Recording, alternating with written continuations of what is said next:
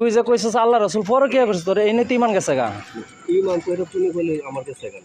না না যে ইমাম বুখারী হাদিস লিখছে গাঞ্জা খায়া এটা হাসানি। হ্যাঁ কইছে এটা। আচ্ছা তুই কইছিস আল্লাহ রাসূল পরে কি করছে এটা আমি হাদিস দিয়ে প্রমাণ দেম এটা হাসানি আল্লাহ রাসূল বউ ফিরাইতো এটা হাসানি হ্যাঁ এটাও আছে।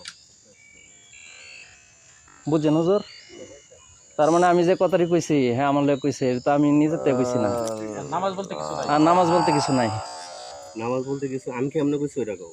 যে নামাজ বলতে নাই কোরআন আছে সালাতের কথা নামাজ নাই এটাই তো হাসানি আমি এটাই তো কইছি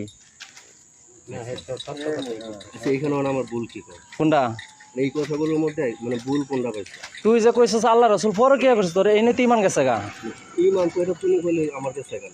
না না তুই কইলে তো তোর ইমান ইমান কারে ক ইমান কারে কয়? ইমান অর্থ হচ্ছে বিশ্বাস। হ্যাঁ বিশ্বাস কর তোর বিশ্বাস নাই কইছে। যার উপর বিশ্বাস আছে তার ভুল তোরা দেবনি আমি কইছি না। যারে মহব্বত করা হয় কাজের মধ্যে আমি টুকরো কইছি এগুলো আল্লাহ ক্ষমা করে দিছে। আচ্ছা আচ্ছা তো এইগুলো মানে আজ যে ব্যক্তিকে আল্লাহ নিজে মনোনীত করে ওই ব্যক্তির দ্বারা কোনো পাপ কাজ হইতো না এবং আল্লাহ নিজে যদি বলে যাদের কোনো অন্যায় নাই ভুল নাই ইমানদার মানুষ তাদের মৃত্যুর সময় কোনো কষ্ট নাই আল্লাহ নিজের কথা কিন্তু হাদিস হইতেছে নবীজির মৃত্যুর সময় কষ্ট হইছে কষ্ট হইছে অনেক দ্বারাতে এখানে আমি কোরআনটাকে বিশ্বাস করব না হাদিস থেকে বিশ্বাস না এর দ্বারাতে কি বোঝা গেল এর দ্বারাতে কি বোঝা গেল আল্লাহ রাসূল আমি হাদিস বিশ্বাস করি না এই কারণে আমি বিশ্বাস করি কোরআন বিশ্বাস করি আল্লাহ রাসূল ইমানদার ছিল যদি হাদিস বিশ্বাস করি তাহলে কোরআনের সাথে দুইটা মিলাই এখানে সাংঘর্ষিক হইতো আচ্ছা এর দ্বারাতে কি হলো আমি হাদিসে চাই না না এর দ্বারাতে তুমি কি বোঝাইতেছ আল্লাহ রাসূল মুরতাদ সবাই শুনছে সবাই সত্যরা বুঝুক না না না না না তুমি তো কইছো কি বোঝাইতেছ যে আল্লাহ রাসূল এর দ্বারাতে বোঝা গেল হাদিসের মাধ্যমে প্রমাণ নবী যে ফাসিক ছিল কাফের ছিল নবীজি নাউজুবিল্লাহ হ্যাঁ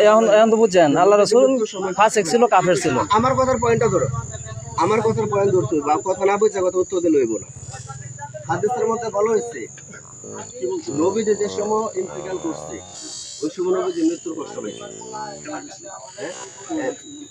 আমি হাদিস দেখাইতেছি